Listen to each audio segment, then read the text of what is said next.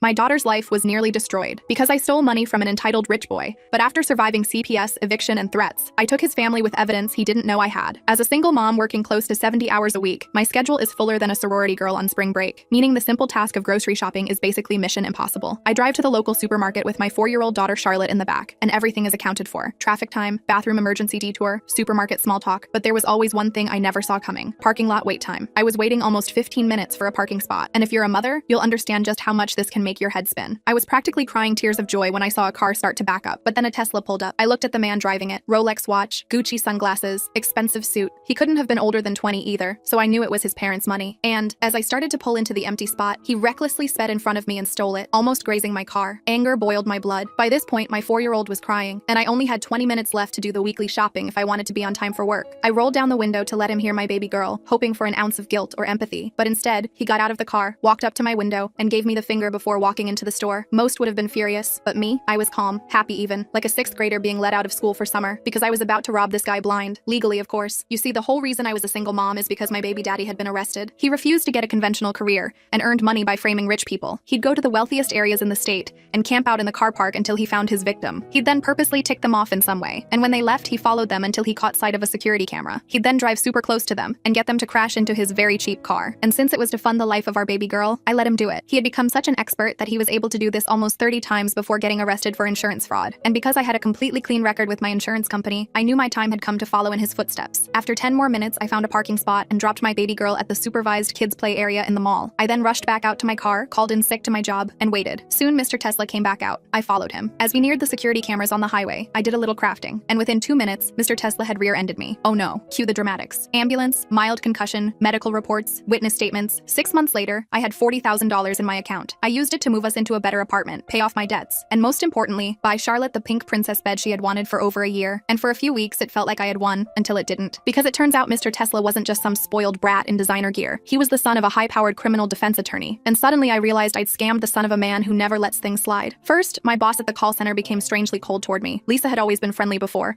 even understanding about my single mom schedule challenges. Suddenly she was scrutinizing my timesheets and questioning my bathroom breaks. When I asked her directly what had changed, she mentioned that upper management was pressuring all supervisors to crack down on time theft, and that her hands were tied. I found out why a week later. Someone had requested my entire employment file, performance reviews, attendance records, everything. When I asked HR about it, they just said it was standard procedure. Standard for what, they wouldn't say. Then my car got towed from my apartment complex parking lot. I'd parked in the same spot for over a year without issues. Suddenly my car was gone, and the apartment manager claimed they'd sent multiple notices about unauthorized parking. I never received a single warning. Getting my car back cost $300 I didn't have, forcing me to take an advance on my paycheck. When I went to the impound lot, they had no record of why my car was towed in the first place, just that someone had called it in. I started feeling paranoid. Was I imagining things? Was this all just a string of bad luck? Then one evening after my shift, I found a business card tucked under my windshield wiper. The name printed on it: Richard Maxwell, attorney at law. Below that, a handwritten note: I know what you did. My stomach dropped. I looked around the parking lot, half expecting to see someone watching me, but there was no one. That night, I couldn't sleep. I kept thinking about that Tesla driver. Who was he? I didn't even know his name. I tried searching online for Richard Maxwell attorney, and felt sick when the results loaded. Maxwell and Sons, one of the biggest criminal defense firms in the state. Their website featured a team photo, and there he was, the Tesla driver, standing next to Richard Maxwell Sr., founding partner. The caption identified him as Richard Maxwell Jr., newly graduated from law school and joining the family firm. I'd scammed the son of possibly the most connected attorney in the city. The next morning, I got a call from daycare saying someone had tried to pick up Charlotte claiming to be her aunt. When the staff asked for ID and called me to verify, the woman left quickly. The description matched no one I knew. That same afternoon, there was a knock at my door. A woman in a pantsuit introduced herself as a caseworker from Child Protective Services. Someone had made an anonymous report about Charlotte being left alone for extended periods while I worked. The caseworker did a walkthrough of our apartment, asking invasive questions about my work schedule, Charlotte's father, our daily routines. She seemed particularly interested in how I'd afforded our recent move to a nicer place. I kept it together until she left, then broke down in tears. This wasn't random bad luck. Someone was methodically picking apart my life. My phone rang later that evening. Unknown number. I almost didn't answer, but something told me I should. You picked the wrong person to mess with, said a voice I recognized as Richard Maxwell Jr. I said nothing, just listened to my heart pounding in my ears. That $40,000? Consider it a loan with very high interest. I'm going to take everything from you, piece by piece. He hung up before I could respond. I sat on my couch, paralyzed with fear. What had I done? I'd thought I was being clever, getting back at some entitled rich kid. Instead, I'd painted a target on my back and my daughter's. The next day, I received an eviction notice. My landlord claimed I'd violated my lease by running a business from my apartment, something expressly forbidden in the rental agreement. The evidence? Anonymous complaints about excessive visitors and suspicious activities. I knew fighting it would be pointless. The Maxwells clearly had connections everywhere. That night, I called the only person who might understand what I was facing: Charlotte's father, Jake. He was still in prison, but due for release in 3 months. The collect call connected, and and I spilled everything through tears. The parking spot, the insurance scam, the Maxwells, everything. You need to document everything, Jake said, his voice sounding tinny through the prison phone. Every weird call, every strange incident, and you need to reach out to my old buddy Michael. Michael had done time with Jake years ago. He now ran a legitimate security company, but he also knew how to operate in gray areas when necessary. Tell him I said to put the word out. The Maxwells played dirty, but they're not the only ones with connections. I didn't like the sound of that, but I was desperate. Maxwell was systematically destroying my life, and I had no idea how to fight back. The next day, I called Michael. He listened without interrupting, then simply said, "I'll be there in an hour." Michael wasn't what I expected. Clean-cut, professional-looking, with kind eyes that hardened when I showed him the eviction notice and explained about the CPS visit. "Jake saved my life inside," he said simply. "I owe him, which means I'm going to help you." For the first time in weeks, I felt a tiny spark of hope. "First thing we need to do is get you and Charlotte somewhere safe," Michael said. "Somewhere the Maxwells can't find you." "I can't just disappear," I protested. "I have a job. Charlotte has daycare. You won't have either of those things soon if Maxwell keeps coming after you," Michael pointed out. "We need to buy time until Jake gets out." That night, Charlotte and I packed essential belongings into my Honda. Michael arranged for us to stay in a rental cabin owned by another of Jake's friends,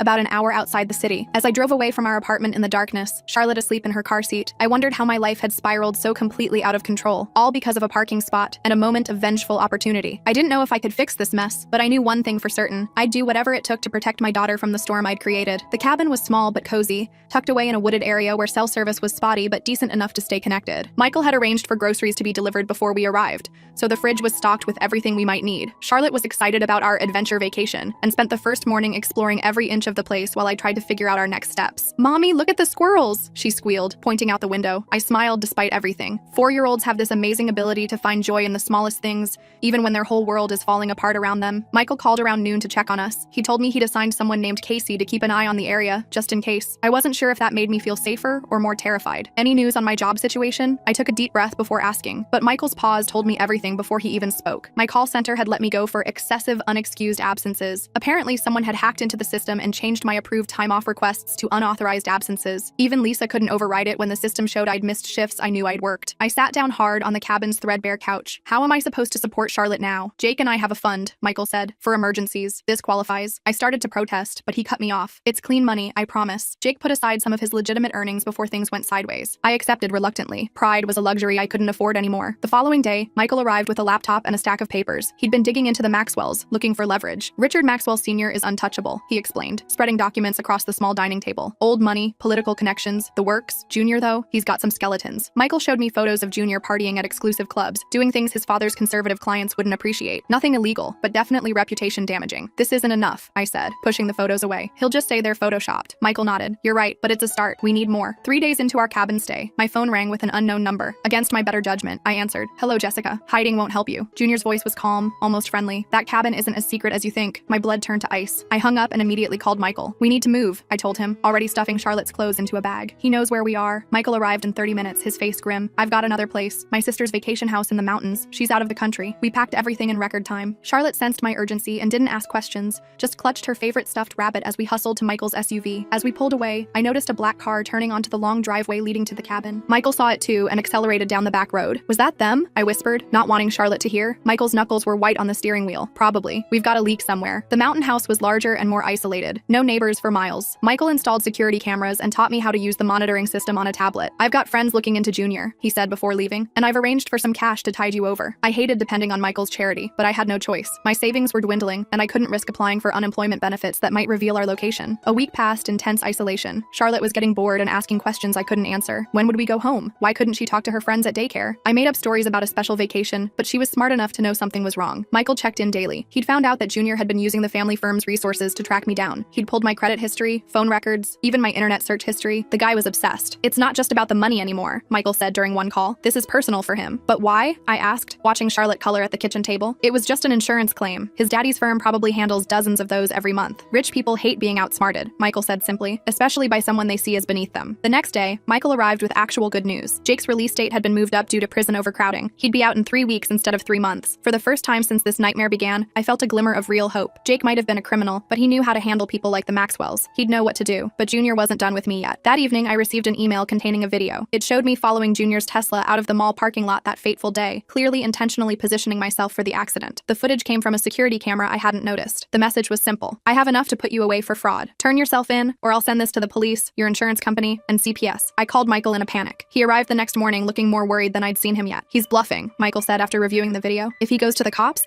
he admits his family paid out a fraudulent claim. His father would kill him. So why hasn't he used this yet? I asked. Michael's expression was grim. He wants to break you, make you come begging, and probably inflict as much emotional damage as possible before dropping the hammer. 1 week before Jake's release, Charlotte developed a high fever. The nearest hospital was 30 miles away, and I was terrified of going anywhere public where we might be spotted. But when her temperature hit 103, I had no choice. I called Michael, who sent his sister Dakota to escort us. She was a no-nonsense woman with a permit to carry a concealed weapon, which she made sure I knew about. Anyone gives you trouble, they deal with me, she said, helping me carry a drowsy Charlotte to my car. The emergency room was mercifully quiet. The doctor diagnosed an ear infection, prescribed antibiotics, and sent us on our way within 2 hours. As we walked toward the exit, I spotted a familiar black Tesla in the parking lot. Don't look, Dakota whispered, guiding me toward a side door instead. Keep walking. We made it to my car without incident, but as we pulled out of the parking lot, the Tesla fell in behind us. He's following us, I said, my voice shaking. Dakota pulled out her phone. I've got this. She made a quick call, speaking in what sounded like code. 5 minutes later, a police cruiser appeared behind the Tesla, lights flashing. The Tesla pulled over, and we continued on. Friend in the sheriff's department, Dakota explained with a slight smile. They'll keep him busy for a while, but the close call rattled me. Junior was watching hospitals now. How far would this guy go? The next week was a blur of anxiety. Charlotte recovered from her infection, but I barely slept, jumping at every sound outside. Michael increased security around the mountain house, installing motion sensors and bright lights. Just when I thought things couldn't get worse, Michael called with devastating news. Someone had planted drugs in Jake's cell during a routine search. His early release was canceled, and he was facing new charges that could add years to his sentence. This is Maxwell's work, Michael said, his voice tight with anger. He's making sure Jake can't help you. I broke down completely that night after Charlotte was asleep. I dragged my innocent daughter into this mess. I'd lost my job, my home, and now Jake's release, our best hope, was gone. The walls were closing in. The next morning, I made a decision. I couldn't run forever. Charlotte deserved stability, not this life on the run. I called Junior's office number directly. His secretary tried to screen me, but I mentioned the insurance claim,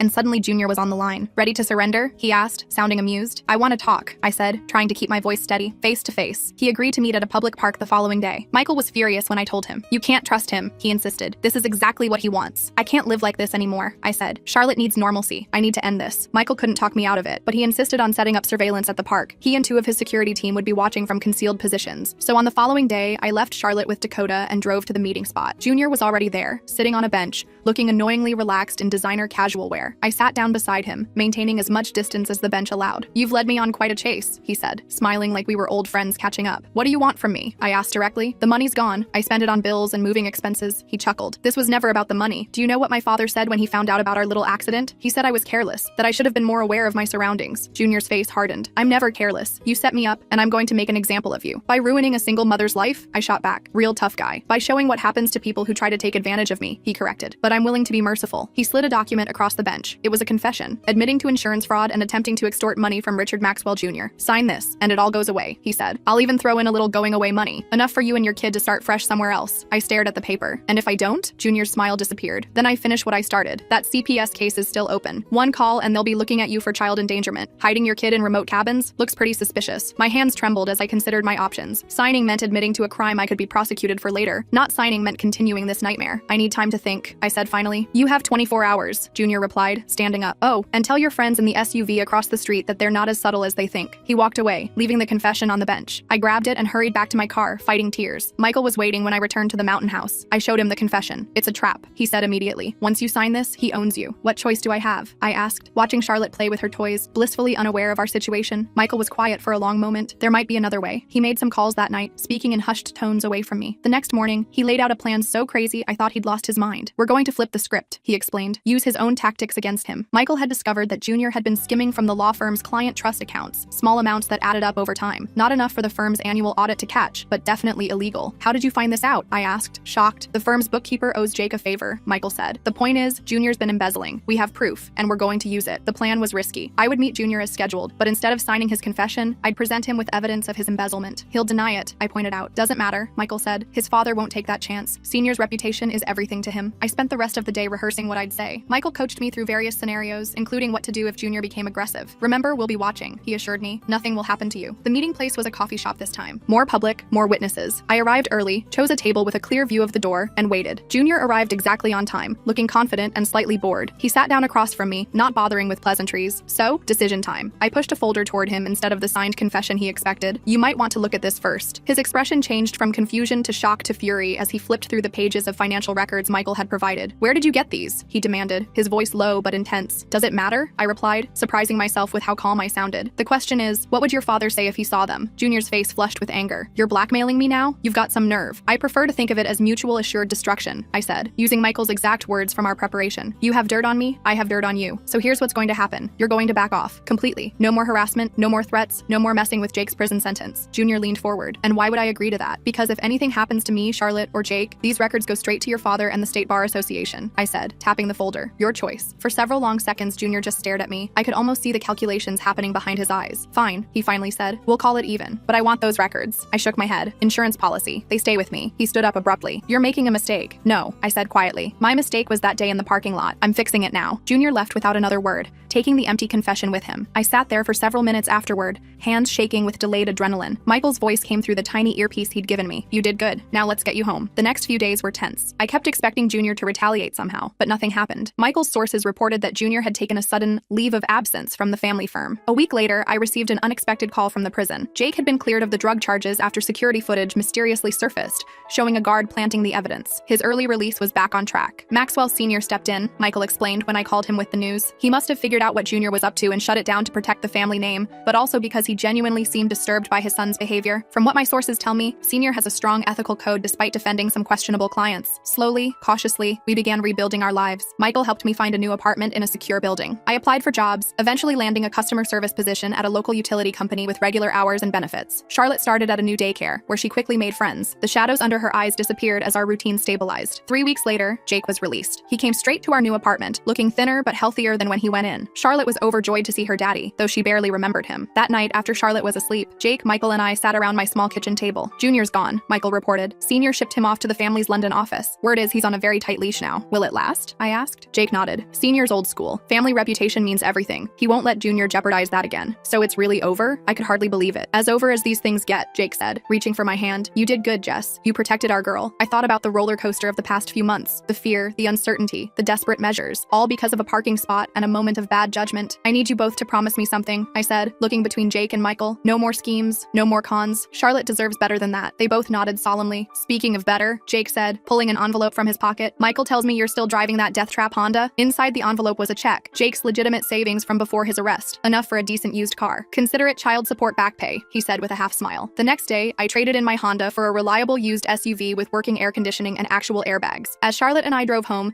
she asked innocently from her car seat, "Are the bad people gone now, Mommy?" I met her eyes in the rearview mirror. Yes, baby, the bad people are gone. And for the first time in months, I actually believed it. 2 days later, I received a plain envelope in the mail with no return address. Inside was a cashier's check for exactly $40,000, the amount of my original insurance settlement, and a brief handwritten note, for Charlotte's college fund. Let's never meet again. R.M. Sr. I stared at the check for a long time, tempted to tear it up, but Charlotte's future mattered more than my pride. I deposited it in a new college savings account the next day. That evening, as Charlotte played with her toys in our living room, Jake stopped by with pizza and news. He'd found legitimate work as a mechanic at Michael's brother-in-law's garage. No more shortcuts, he promised, watching our daughter build a block tower. I missed too much already. I wasn't naive enough to think everything would be perfect from now on. Jake and I had too much history for that, but we had something we'd never had before, a fresh start built on honesty instead of schemes. As we sat eating pizza and watching Charlotte play, I realized something important. The Maxwells, with all their money and power, had something fundamentally broken in their family. Junior's actions and Senior's cold damage control showed that clearly. Our little family might be unconventional, divorced parents, ex-con dad,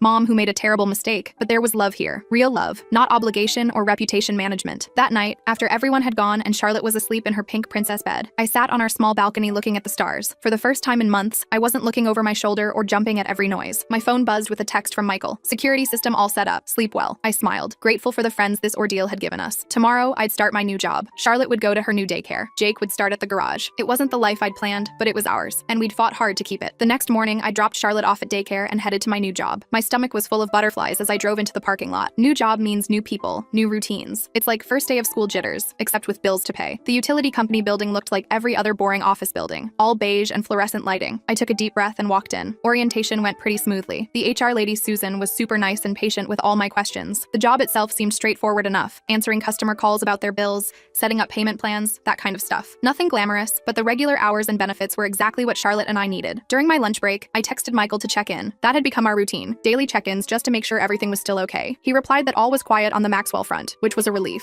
I was still half expecting the other shoe to drop any day. When I picked up Charlotte that afternoon, she was full of stories about her new friends at daycare. My heart felt lighter seeing her so happy. We stopped for ice cream on the way home to celebrate our first successful day in our new normal. Jake came over that evening with dinner. He was really making an effort to be present in Charlotte's life. While she played in her room, Jake and I had a serious talk about our future co-parenting arrangement. "I'm not asking to get back together," he said, keeping his voice low, "but I want to be a real dad to her." I nodded. The old Jake would have been looking for an angle, some way to work the system. This Jake seemed different. Prison had changed him, or maybe just missing so much of Charlotte's life had. "We can work something out," I told him, but I meant what I said about no more schemes. A week into my new job, I was starting to feel like maybe things really would be okay. Charlotte was thriving at daycare. Jake was showing up consistently for his scheduled visits. Michael had scaled back the security but still checked in regularly. Then I got a call from an unknown number during my lunch break. My heart immediately started racing. I almost didn't answer, but what if it was Charlotte's daycare? I couldn't ignore it. "Hello?" I said cautiously. "Jessica, this is Richard Maxwell Sr." I nearly dropped my phone. My mind raced through every worst-case scenario. Had Junior convinced his father to come after me after all? "What do you want?" I asked, trying to keep my voice steady. "I want to meet, just once, to ensure we have an understanding." Every instinct told me to refuse, but curiosity won out. When and where? He suggested a restaurant downtown the following evening. Neutral ground, public place. I agreed, but immediately called Michael afterward. "Don't go alone," he warned. "I don't care how public the place is." So the next evening, Michael drove me to the restaurant while Jake stayed with Charlotte. Michael took a table nearby where he could keep an eye on things while I met with Maxwell. Senior Richard. Maxwell Sr. was nothing like his son. Where Junior was flashy and arrogant, Senior was understated and composed. His suit probably cost more than my car, but it wasn't showy. He stood politely when I approached the table. "Thank you for coming," he said, gesturing for me to sit. I slid into the chair, keeping my back straight, trying to project more confidence than I felt. "I'll be direct," he said after we'd ordered drinks. My son's actions were inexcusable. Both the initial incident in the parking lot and his subsequent, he paused, searching for the right word, vendetta. I stayed quiet, waiting for whatever was coming next. "You should know that Junior is no longer in a position to cause problems for you or your family. I've taken steps to ensure that." "Why?" I asked. "Why step in now?" Maxwell Sr. sighed, looking down momentarily. When he looked back up, I saw something unexpected in his eyes. Remorse. "Because I failed as a father in many ways. I was too focused on building the family legacy, and not enough on building character in my son. And because your friend Michael made some persuasive arguments that this situation had gotten out of hand." I glanced over at Michael, who was pretending to read a menu while obviously listening to every word. "So that's it? It's just over?" I couldn't believe it would be that simple. "It's over," Maxwell Sr. confirmed. "The check I sent you, consider it compensation for my son's behavior, not payment for silence. Though I would appreciate discretion about certain aspects of this situation." He meant the embezzlement. I nodded slowly. "One more thing," he said, sliding a business card across the table. "Should you ever need legal assistance, my firm is at your disposal. Pro bono, of course." I took the card, not sure what to say. "Thank you, I guess." As we finished our drinks, Maxwell Sr. asked an unexpected question. "Your daughter, Charlotte, is it? How is she doing with all this?" The question seemed genuinely concerned, not calculated. "She's resilient," I answered. "Kids are good at bouncing back when they feel safe." He nodded thoughtfully. "Good. Children shouldn't pay for their parents' mistakes." When we left, Michael immediately wanted all the details. I filled him in as we drove home. "Do you trust him?" Michael asked. "I don't know," I admitted. "But I think he's more concerned about protecting the family name than anything else. And right now, that means leaving us alone." The next few weeks passed without incident. I started to relax into our routine. My new job was going well. I even got a compliment from my supervisor on how quickly I was learning the systems. Charlotte was thriving in daycare and loving having her dad around more. Jake was sticking to his promise of no more schemes, working honest hours at the garage. Then one evening as I was leaving work, I spotted a familiar black Tesla in the parking lot. My blood ran cold. I fumbled for my phone to call Michael, but before I could dial, the driver's side door opened. It wasn't Junior, it was his father. "Ms. Williams," Maxwell Sr. called. "A moment of your time?" I approached cautiously, keeping a good distance between us. "What is it?" "I wanted to let you know personally that Junior has accepted a permanent position with our London office. He won't be returning to the States for the foreseeable future." I blinked in surprise. "Okay, thank you for telling me." Maxwell Sr. nodded. "Also, I took the liberty of reviewing your previous employment record. The irregularities have been corrected. Should you wish to return to your position at the call center, the door is open." I was speechless. The call center job had better pay than the utility company. "Why would you do that?" I asked finally. Maxwell Sr. looked tired suddenly, older than his years. "I've spent most of my life defending people who've made mistakes. Some deserved a second chance. Others," he trailed off. "Let's just say I recognize the difference between someone who made a poor choice in a desperate moment and someone with a pattern of deliberate harm." He handed me another envelope. "My son's therapist believes making concrete amends would be beneficial for his recovery. Inside is a college fund for Charlotte. No strings attached." I didn't know what to say. Part of me wanted to refuse, to not be indebted to the Maxwells in any way, but another part recognized that Charlotte deserved every opportunity I could give her. "Thank you," I said simply, taking the envelope. Maxwell Sr. nodded once, then got back in the Tesla and drove away. When I told Jake and Michael about the encounter, they had predictably different reactions. "It's a trap," Michael said immediately. "It's guilt money," Jake countered. "Rich people love throwing cash at problems they can't fix. Doesn't mean you shouldn't take it." In the end, I decided to accept the college fund for Charlotte, but stay at my current job. The hours were better for our family situation, and I didn't want any ties to places that might remind me of everything that had happened. 2 months later, life had settled into a comfortable rhythm. I was making enough to cover our bills without working myself to death. Jake had Charlotte 2 weekends a month and came over for dinner once a week. Michael had scaled back to weekly check-ins, though he still insisted on maintaining our security system, just in case. One Saturday morning, Jake took Charlotte to the park while I tackled the mountain of laundry that had accumulated. As I was folding clothes, I found the business card Maxwell Maxwell Sr. had given me. I stared at it for a long moment, then tucked it into my wallet, just in case. Later that day, Charlotte came home full of excitement about the playground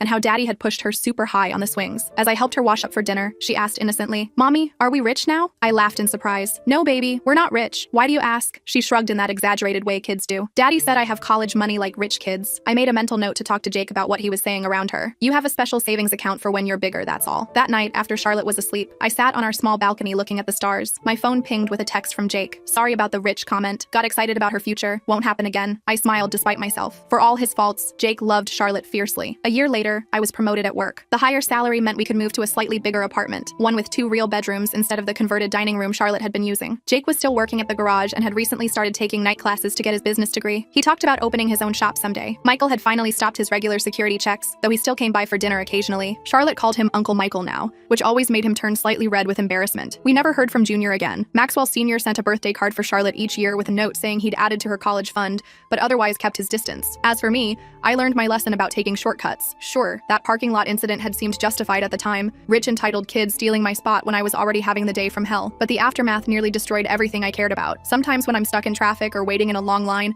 I remind myself that patience is cheaper than the alternatives, much cheaper. One afternoon, almost 2 years after everything had happened, I was at the mall with Charlotte buying new shoes for school. As we walked back to the car, I spotted a familiar scenario unfolding. A woman with a child in the back seat, signal on, waiting for a parking spot, and a flashy sports car trying to cut in front of her. Without thinking, I walked over and stood in the empty spot until the woman could pull in. The sports car driver honked and yelled something rude out his window before speeding off. The woman rolled down her window, looking relieved. "Thank you so much. I've been circling forever, and my son has a doctor's appointment in 20 minutes. I smiled and waved it off. "No problem. Been there." As Charlotte and I walked to our car, she asked, "Why did you do that, Mommy?" I thought about it for a second. Because sometimes people forget to be kind when they're in a hurry, and sometimes a little kindness makes a big difference. Charlotte nodded seriously, processing this wisdom as only a 6-year-old can. Then she skipped ahead to our car, already moving on to thoughts of her new light-up sneakers. I watched her go, grateful for second chances and the simple peace of an ordinary life. No schemes, no revenge, no looking over our shoulders, just the everyday challenges of work, parenting, and trying to be better tomorrow than we were yesterday. That night, I deleted the last of my emergency contacts from my phone, numbers I'd kept just in case the Maxwells ever came back into our lives. It was finally time to close that chapter completely. As I tucked Charlotte into bed, she hugged me tight and whispered, "I love our life, Mommy." "Me too, baby," I said, kissing her forehead. "Me too."